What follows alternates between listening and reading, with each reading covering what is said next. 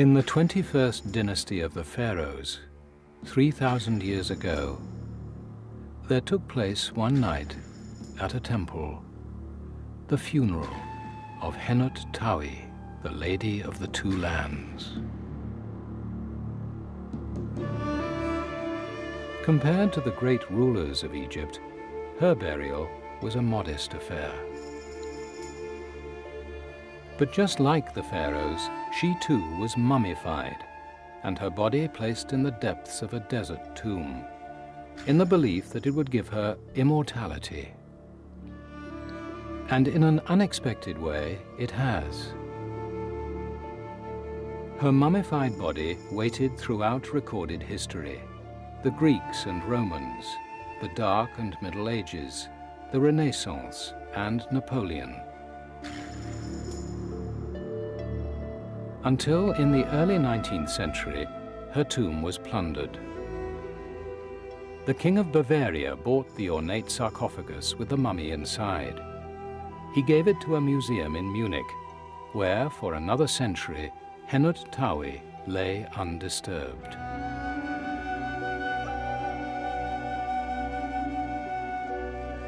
Then, 4 years ago, a German scientist, Dr. Svetla Balabanova, made a discovery which was to baffle Egyptologists and call into question whole areas of science, from archaeology to chemistry and botany. She discovered that the body of Henut Tawi contained large quantities of cocaine and nicotine. The surprise was not just that the Egyptians had taken drugs, but that these drugs come from tobacco and coca, plants completely unknown outside the Americas until thousands of years later, unheard of until Sir Walter Raleigh introduced smoking from the New World, or until cocaine was imported in the Victorian era.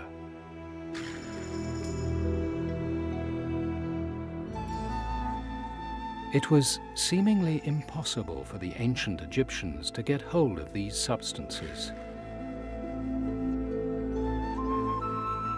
And so began the mystery of the cocaine mummies.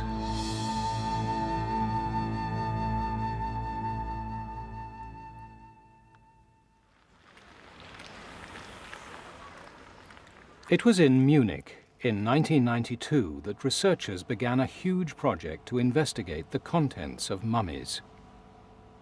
When, as part of their study, they wanted to test for drugs, it was no surprise that they turned to toxicologist Dr. Svetla Balabanova for help.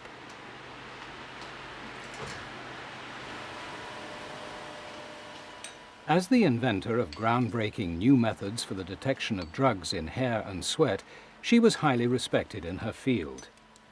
Dr. Balabanova took samples from the mummies, which she pulverized and dissolved to make a solution.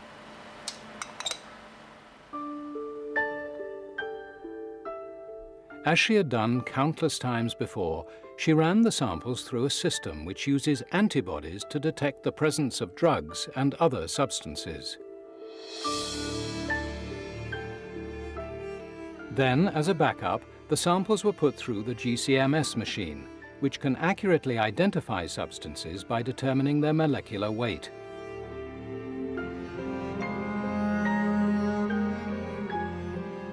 As the graph emerged with peaks showing that drugs were present, and as the printer spewed out the analysis of just which drugs, something seemed to have gone very wrong.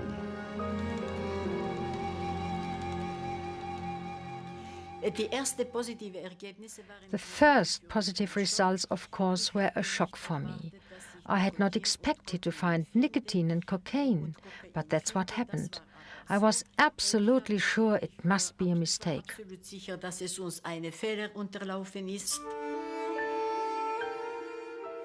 Balabanova ran the tests again and again. She sent fresh samples to 3 other labs, but the results kept being confirmed. The drugs were there.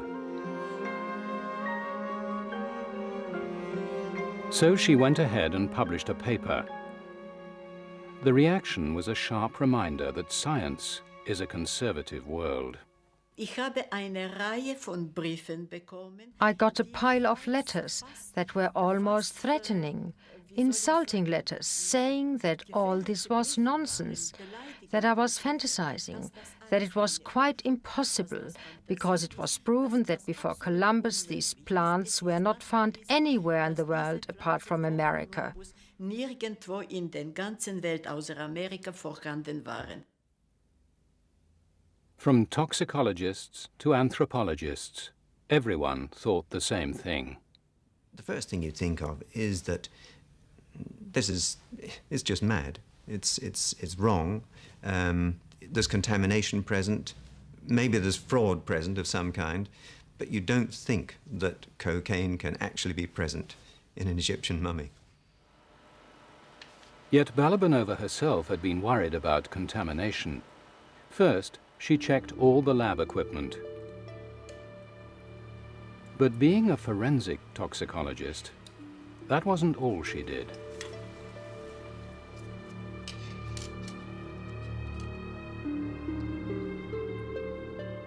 Balabanova had learnt her trade working for the police and had been trained in the methods they use to investigate a suspicious death.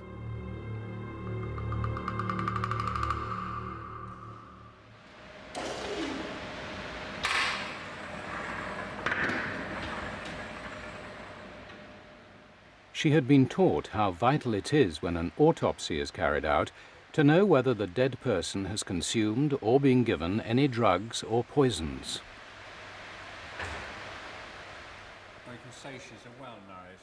And she had also been taught that a special forensic technique exists which can show that the deceased has consumed a drug and can rule out contamination at the same time. So, anxious to ensure that her tests on the mummies were beyond reproach, she used this very technique. It's called the hair shaft test.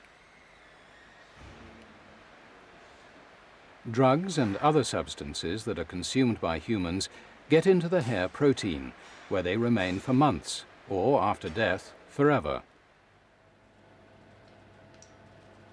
Hair samples from a body can be washed in alcohol, and the washing solution itself then tested.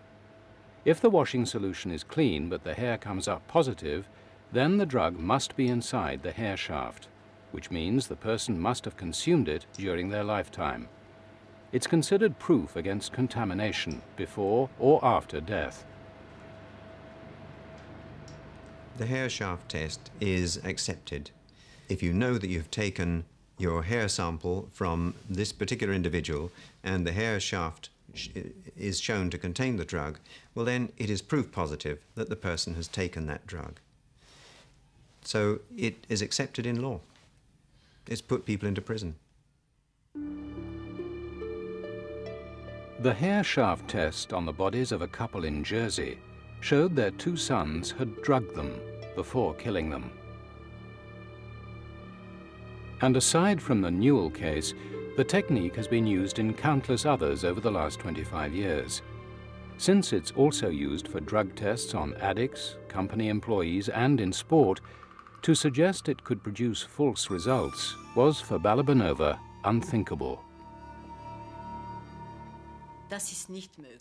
There's no way there can be mistake in this test. This method is widely accepted and has been used thousands of times. If the results are not genuine, the explanation must lie elsewhere and not in my tests, because I'm 100% certain about the results.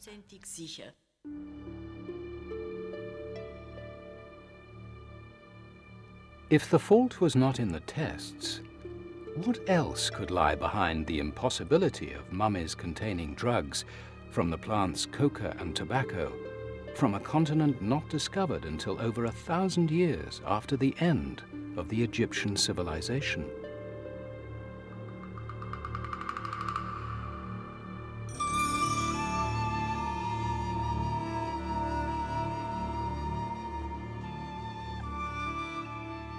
In search of an explanation, we went to one of the UK's foremost experts on mummies, a person who had spent years rummaging around in the bodies of ancient Egyptians. Rosalie David. When I was first informed that cocaine had been found in Egyptian mummies, I was absolutely astounded. It seemed quite impossible that this should be the case. Skeptical of Balabanova's results, Rosalie David decided to get some samples from her own mummies and have them tested, especially for equinox. They're so tightly fixed to the...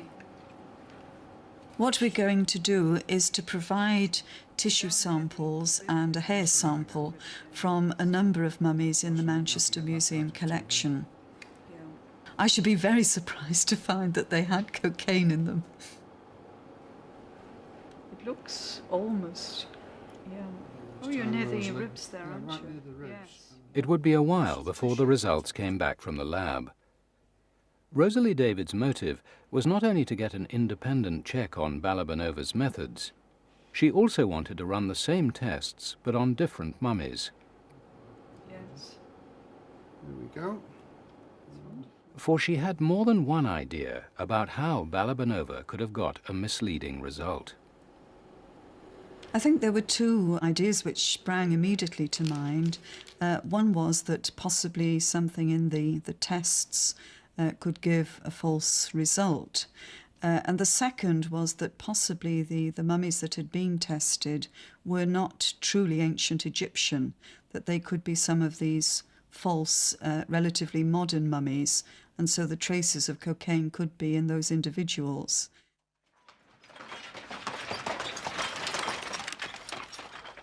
What Rosalie David was referring to happened in Egypt in Victorian times. It was a gruesome operation to supply the antique dealers of Luxor.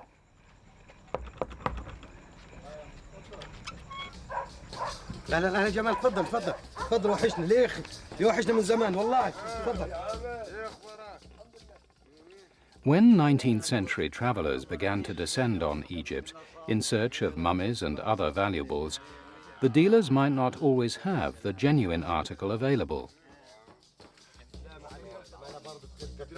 And so the crudely mummified body of a recently dead Egyptian might be procured instead. For a shriveled corpse would greatly increase the value of a genuine but empty sarcophagus.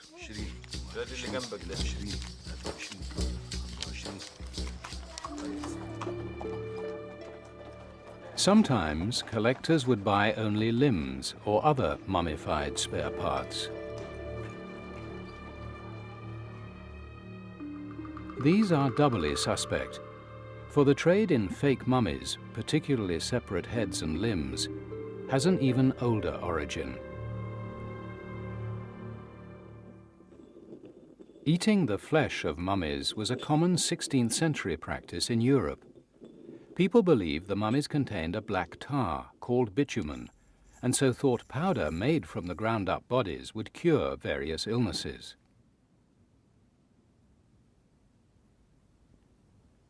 This is the very origin of the word mummy, from the Persian for bitumen, mumia. And although it actually made people sick, a roaring trade in powdered mumia grew up, supplied by body parts and tissue shipped in bulk from Egypt. The temptation to resort to fakes was high. Very soon, the demand outstripped the supply, and certainly in the 16th century, a French physician undertook a study of this trade, and he found that in fact they were burying the bodies of convicted criminals in the sand. They were producing mummies, and these then became a source for the medicinal ingredient. Could it be that the mummies Balabanova had tested were fakes? Carbon dating on mummies often produces incorrect results, so archaeologists rely on the provenance, knowing what tomb and excavation the mummy comes from, and on examining the mummification techniques.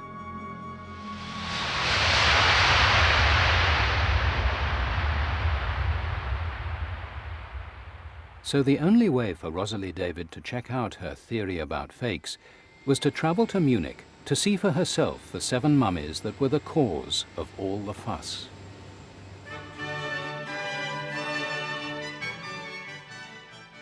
The Munich mummies, as they are known, belong to the city's Egyptian Museum, which is housed in the old palace of King Ludwig I of Bavaria, who started the collection.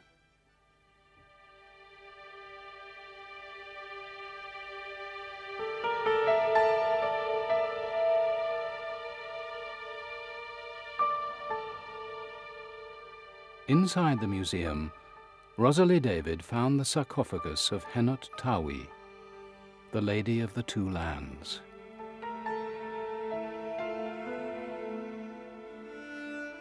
She discovered from the museum catalogue that the coffin was bought by King Ludwig from an English traveller called Dodwell in 1845. There was no record of an exact excavation, but Henot Tawi was said to come from a tomb reserved for the priests and priestesses of the god Amun in Thebes.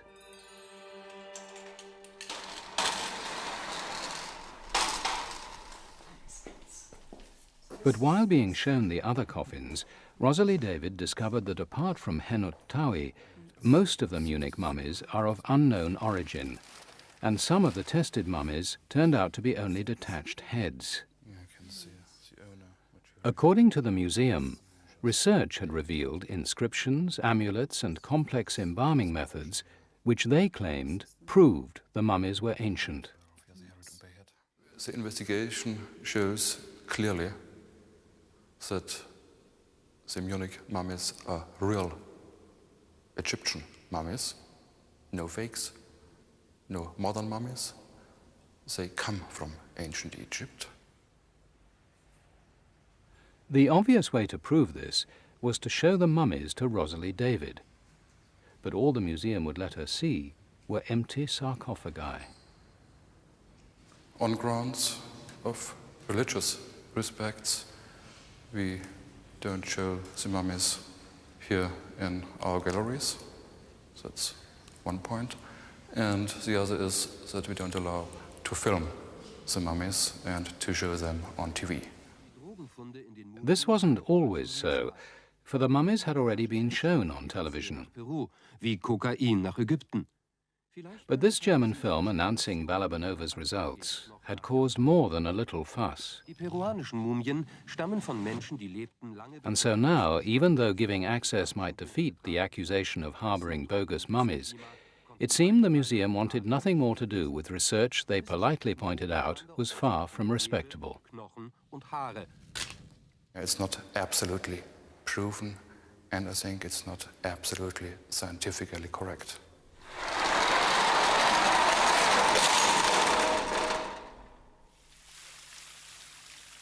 Rosalie David had to make do with research papers and books from the museum. Were the Munich mummies fakes? Despite her initial suspicions, she decided that on balance they probably were the real thing. From the documentation and the research which has been carried out on the Munich mummies, it seems evident that they are probably genuine because they have packages of the viscera inside them, some with wax images of the gods on them, and also the state of mummification itself is very good. I would say that the detached heads we can't comment on, but the complete bodies probably are genuine. And if that wasn't enough, it turned out the results from the Munich mummies were not the only evidence from the dead. The anthropologists who had originally ordered the tests didn't continue the project, but Balabanova, alongside her normal research into the metabolism of drugs, started requesting samples of other ancient human remains from universities. And it was then that she got more results from Egypt. She tested tissue from 134 naturally preserved bodies from an excavated cemetery in the Sudan, once part of the Egyptian Empire. Although from a later period, the bodies were still many centuries before Columbus discovered the Americas. About a third of them tested positive for nicotine and cocaine. Balabanova was mystified by the presence of cocaine in Africa, but thought she might have a way of explaining the nicotine. As well as Egypt and the Sudan, she also tested bodies from China, Germany and Austria, spanning a period from 3700 BC to 1100 AD. A percentage of the bodies from all these other regions also contained nicotine.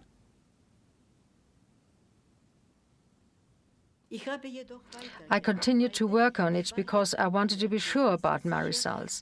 And after I had tested 3,000 samples, I was absolutely certain that the tobacco plant was known in Europe and Africa long before Columbus.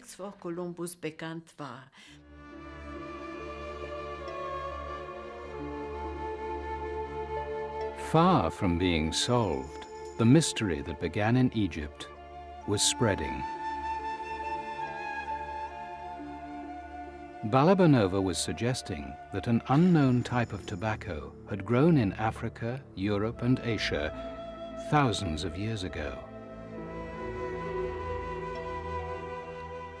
But every schoolchild knows that tobacco was discovered in the New World. She was asking for a substantial slice of botany and history to be completely rewritten. Would anyone back her up?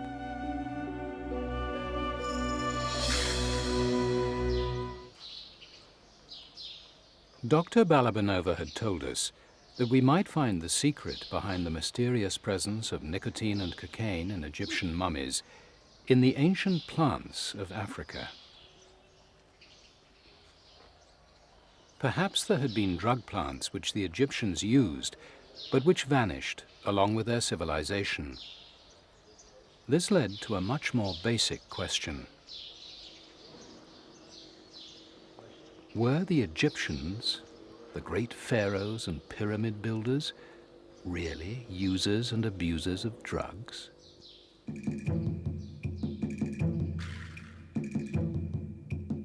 The clues can be found hidden in the walls of the Grand Temple of Karnak.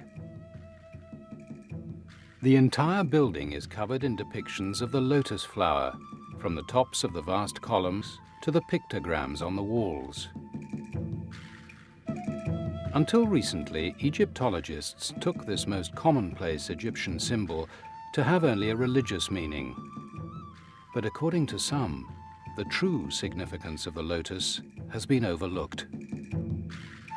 The lotus was a very powerful narcotic which was used in ancient Egypt and presumably was widespread in this use because we see many scenes of individuals holding a cup and dropping a lotus flower into the cup which contained wine, and this would be a way of releasing the narcotic.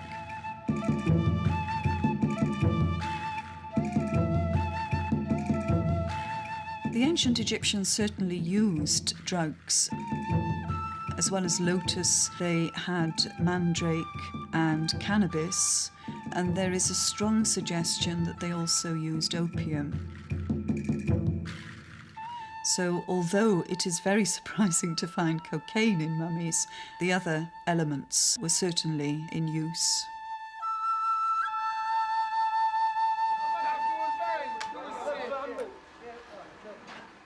So the pharaohs clearly indulged in drugs. Hashish, which Balabanova also found in the mummies, is an Egyptian tradition which has survived through thousands of years. Although nowadays in public, pipes tend to be filled with nothing more than tobacco.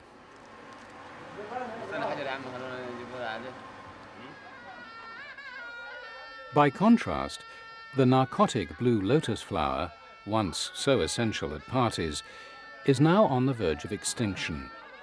And if it could disappear, why not other drug plants? We decided to pursue Balabanova's unusual theory that an ancient species of tobacco might once have grown in the Old World. Small amounts of nicotine are present in a wide variety of plants and foods, but the high concentrations sought by smokers can only be found in tobacco. The idea of a lost species came to Balabanova because the concentrations in the bodies from Asia and Europe were similar to modern-day smokers. But one thing had puzzled her. At 35 times the dose for smokers, the amounts she found in Egyptian mummies were potentially lethal.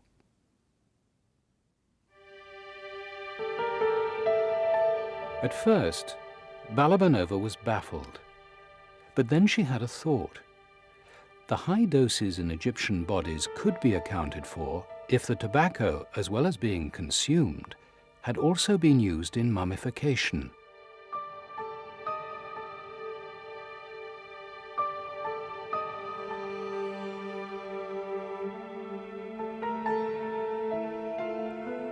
Over their 3,000-year history, the Egyptian priests kept the recipes of spices and herbs used to preserve the thousands of people and millions of animals they mummified, a closely guarded secret.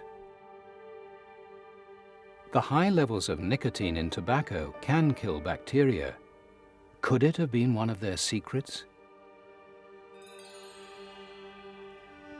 Balabanova looked through old literature about the bodies of the great pharaohs and queens themselves.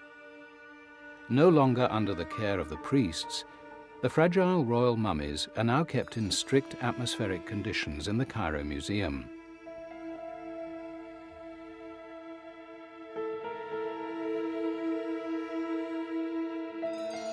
But Balabanova discovered a story from the days when scientists could still tamper with them. A story that had almost been forgotten.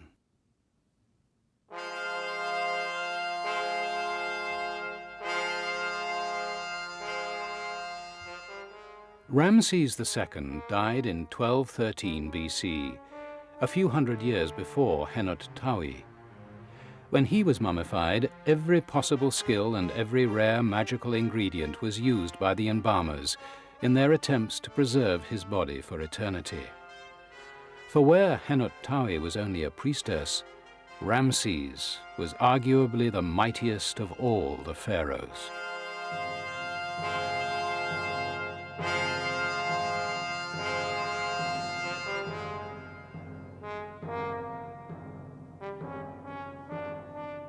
His imposing image adorns most of Egypt's famous sites, for he presided over the golden age of its civilization, and as a skilled military commander won the conquest that made it into a powerful empire. But what interested Balabanova was what happened to Ramses 3,000 years later, when he went on his final royal visit. Les chercheurs français viennent de révéler qu'ils avaient réalisé de nouvelles découvertes en étudiant la momie du pharaon Ramsès II. Un détachement de la garde républicaine a rendu... On September the 26th, 1976, amid all the pomp and circumstance due a visiting head of state, French TV cameras recorded the arrival of the mummy of Ramses II at an airport in Paris. Posé au musée du Caire, visité chaque jour par des milliers de personnes. An exhibition about him at the Museum of Mankind was planned. Engendré un début de décomposition.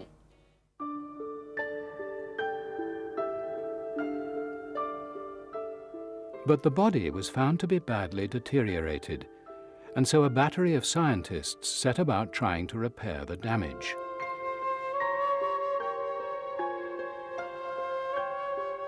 The bandages wrapped around the mummy needed replacing, and so botanists were given pieces of the fabric to analyze what it was made of. One of them found some plant fragments in her piece and decided to take a closer look.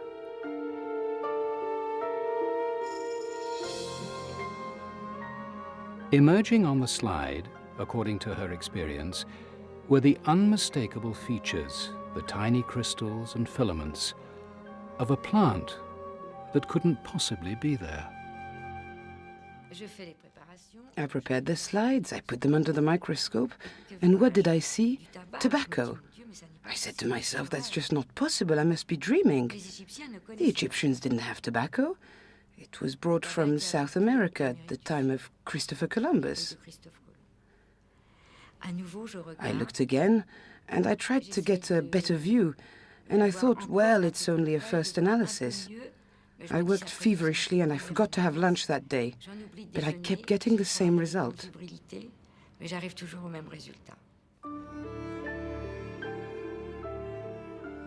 Amid a storm of publicity, people alleged, just as they did with Balabanova's results, that this must be a case of contamination. It's a view shared to this day by Ramses' keeper at the Cairo Museum, who suspects there is a straightforward explanation. According to my knowledge and my experience, most of the archaeologists and scientists been working on these fields, they are smoking pipes. And I myself have been smoking pipes for more than 25 years. Then maybe a piece of the tobacco dropped by haphazard or just in a way. And to tell this is right or wrong, we have to be more careful. To combat the allegations of careless smoking, Michel Lescaut extracted new samples from deep inside the abdomen of the mummy and took care to document the fact with photographs. And as far as she was concerned, these samples again gave the same result: tobacco.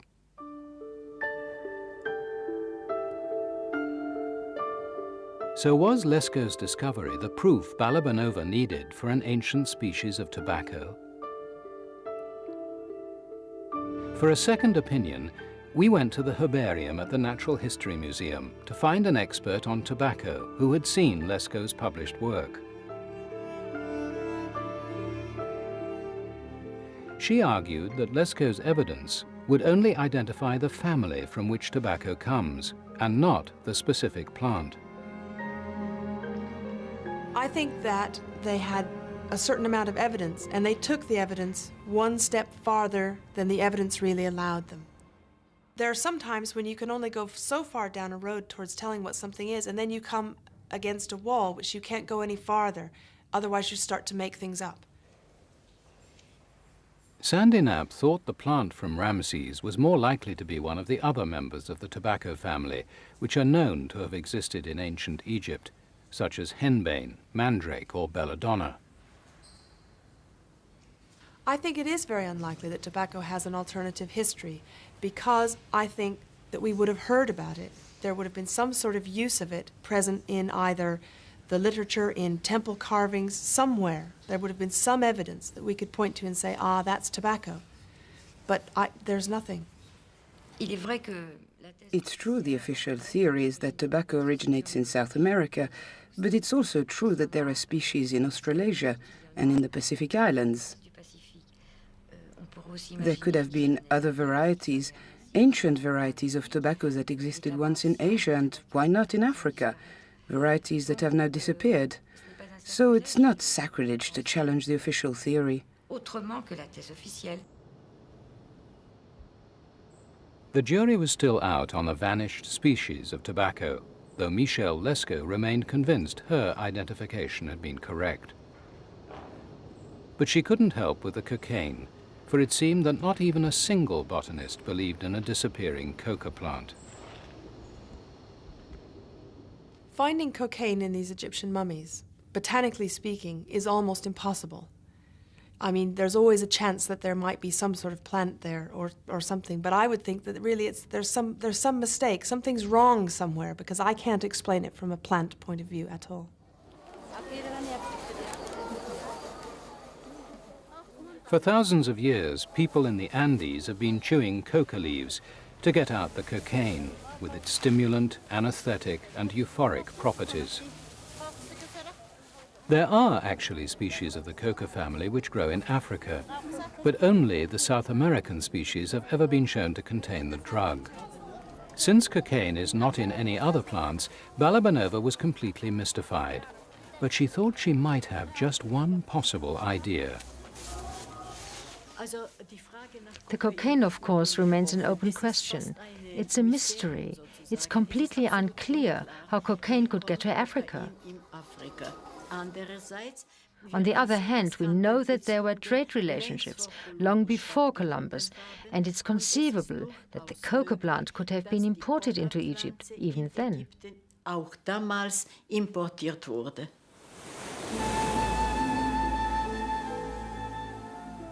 An ancient Egyptian drug trade stretching all the way across the Atlantic Ocean. This was an idea so far-fetched, it could only be considered once all the other ideas had been eliminated. The idea that the Egyptians had been able to obtain imports from a place thousands of miles away, from a continent supposedly not discovered until thousands of years later.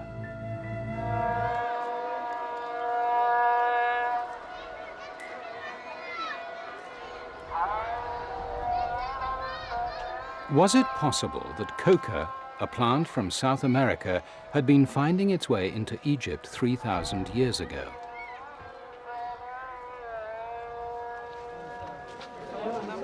If the cocaine found in mummies could not be explained by contamination or fake mummies or by Egyptian plants containing the drug, there appeared to be only one remaining possibility: an ancient international drug trade, whose links extended all the way to the Americas.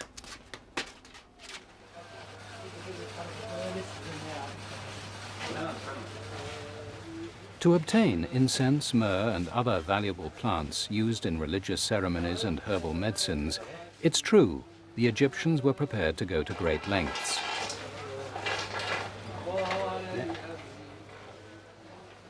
Even if traders, just as today, might have made all sorts of exotic claims for the source of their products, there is nevertheless clear evidence of ancient contacts as far east as Syria and Iraq.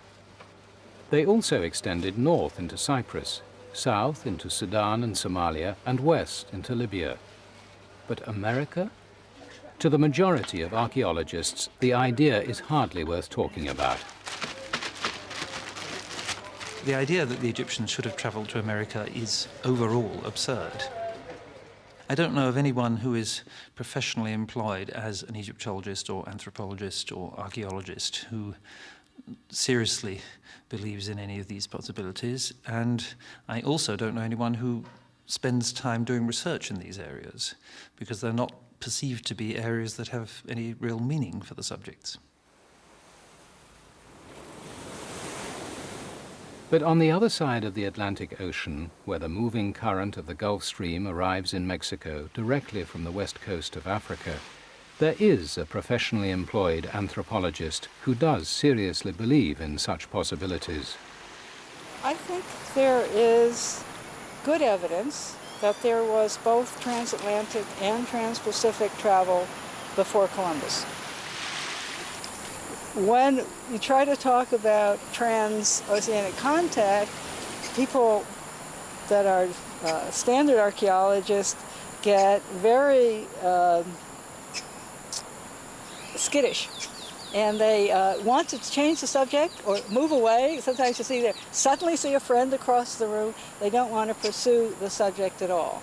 They seem to feel it's some kind of contagious, horrible disease that they don't want to touch, or it will bring disaster to them. Why was the mere contemplation of voyages before Columbus or the Viking crossings to America thought to be some sort of curse?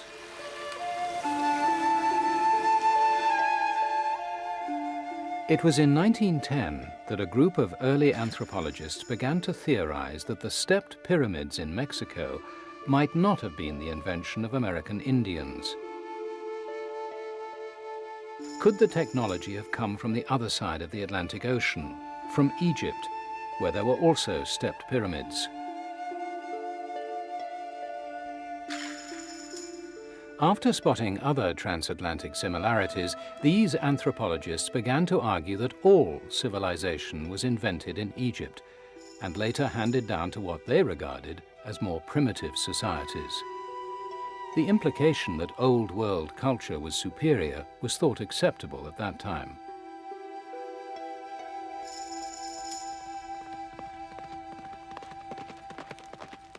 But the arrival of modern dating techniques showed that the similarities were far more likely to be independent developments. For example, the Egyptians turned out to have abandoned pyramids with steps in favor of smooth ones 2,000 years before the first stepped pyramids occur in the Americas. What's more, the suggestion that American Indians couldn't build their own civilizations became highly unpopular. Despite a brief revival in the 1970s, when anthropologist Thor Heyerdahl crossed the Atlantic on a primitive reed boat, research into ancient contacts with America was frowned on, even if now unconnected with theories of cultural superiority.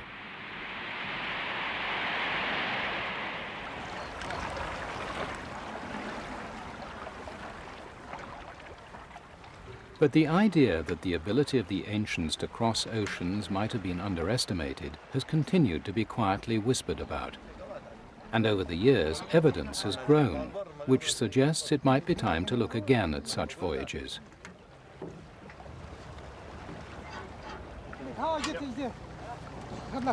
To imagine that the Egyptians, who apparently only sailed up and down the Nile or into the Red Sea, might get as far as the Americas perhaps sounds fantastical. But in science, what is one day thought absurd can the next become accepted as fact. One senior academic thinks it's important to remember that before the discovery of this Norse settlement in Newfoundland in 1965, theories about Viking voyages to America were dismissed as nonsense. What we've seen is a shift from the idea of Viking landings in America being seen as completely fantastic or partisan to their being accepted by every scholar in the field. The fact that evidence of the Viking crossings was hidden has encouraged Martin Bernal to contemplate even earlier voyages that are likewise presently dismissed as impossible. I have no reason to doubt that there were others, but what they were and how much influence they had on American society is very much open to question. But that transoceanic voyages are possible, or were possible, seems to me overwhelmingly likely. A likelihood Bernal believes is reinforced by some Roman jars found in 1975 in a place called the Bay of Jars in Brazil. It's been suggested a Roman galley could be buried under the sea, but the interpretation of such finds is heavily disputed. But they would fit the possibility that there was the odd ship that, by mistake, ended up on the other side of the Atlantic. What they're not going to fit is the idea of sustained two-way contact, because there is a huge amount of historical evidence from the Roman world, and there is nothing whatever that suggests that such contact existed. They can't have been planted because the bay was known as the Bay of Jars since the 18th century, so that Roman jars have been turning up. And this links up with indirect Roman documentary evidence of contact. The Bay of Jars is only one of several oddities claimed as evidence of transatlantic contacts. Also in Brazil is an inscription said to be in an ancient Mediterranean language. Meanwhile, in Mexico, there are 3,000-year-old figurines with beards, a feature unknown in Native Americans of the region. Plus colossal statues that are said to look African. And an apparent picture of a pineapple, an American fruit, has been found in Pompeii.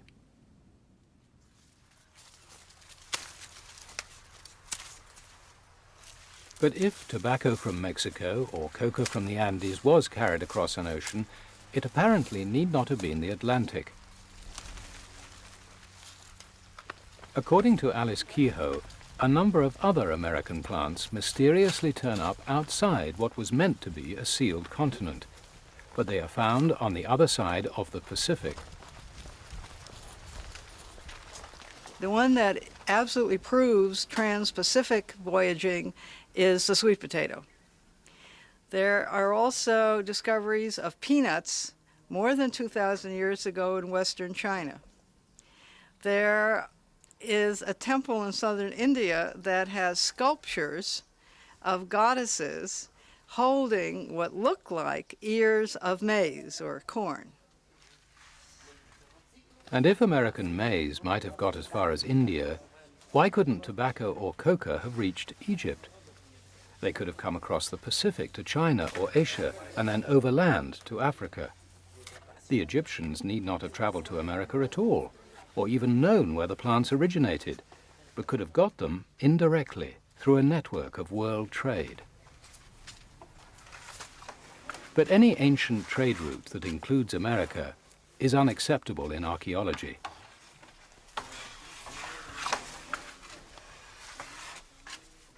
I don't think it's at all likely that there was an ancient trade network with America. The essential problem with any such idea is that there are no artifacts to back it up that have been found either in Europe or in America. And I know that people produce examples of possible things, but they're really very implausible. Yet the recent discovery of minute strands of silk in the hair of a mummy from Luxor could suggest trade stretching from Egypt to the Pacific. For silk at this time is only known to have been made in China. Martin Bernal argues that it would be a pity to replace earlier cultural arrogance with an arrogant belief in progress. We're getting more and more evidence of world trade at an earlier stage. I mean, you have the Chinese silk definitely arriving in Egypt by 1000 BC. I think there's been a tendency for modern scholars to believe rigidly in progress, and the idea that you could only have a worldwide trading network from the 18th century on is part of our own temporal arrogance, that it's only modern people who can do these things.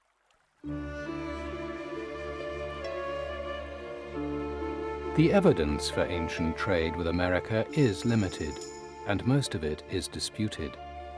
But it can't be completely ruled out as an explanation for the apparent impossibility of Balabanova's results. Results that at first seemed so absurd, many thought they would be explained away by a simple story of a botch-up in a lab. Results that, still without firm explanation, continue to crop up in unexpected places.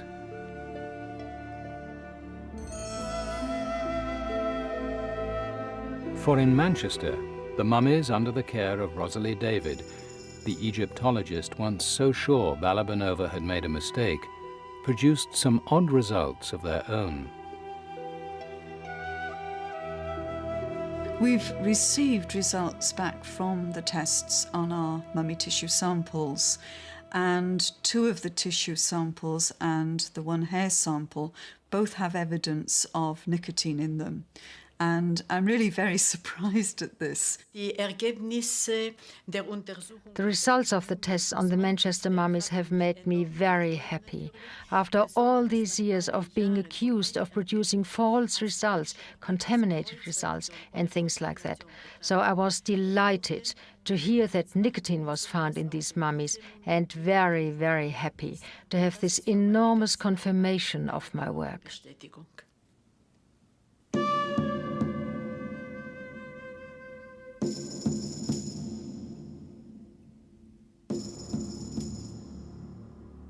The tale of Henut Tawi shows that in science, facts can be rejected if they don't fit with our beliefs, while what is believed proven may actually be uncertain.